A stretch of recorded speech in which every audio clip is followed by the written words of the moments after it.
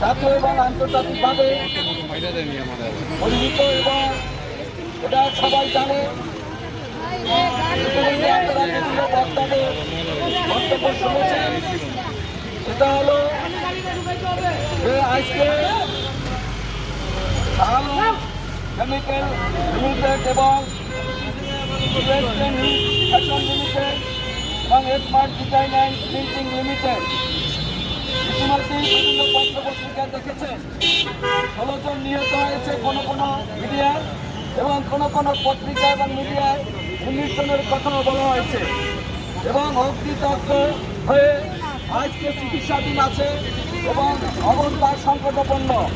এই চিকিৎসারত শ্রমিকদের তারা যাতে চিকিৎসা আশ্বাস পায় এবং সরকারিভাবে চিকিৎসা দেওয়া হয় সেই আহ্বান জানাচ্ছি।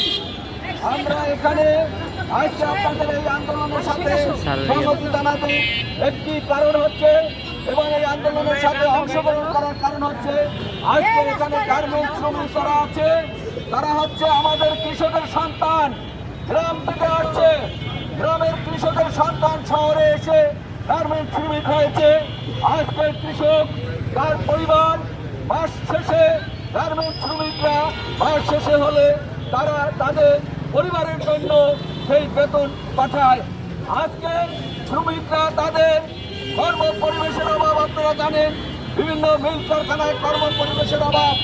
আজকে যুগোপযোগী মানদণ্ডে কারখানাটা তৈরি হয়েছে কিনা সেটা শ্রমিক নেতৃবৃন্দ বলছে। আজকে এখানে একটি দাবি করেই আমি আমার বক্তব্য শেষ করছি, সেটা হচ্ছে যে সমস্ত শ্রমিকরা অগ্নিদগ্ধ হয়েছে তাদেরকে সরকারিভাবে চিকিৎসা দেওয়া হোক এবং যে সমস্ত শ্রমিকরা নিহত হয়েছে তাদেরকে আপনার ক্ষতিপূরণ দেওয়া হোক এবং নিহত এবং আহতদের পুনর্বাসন করার দাবি জানিয়ে আমি আমার বক্তব্য শেষ করছি। সবাইকে ধন্যবাদ।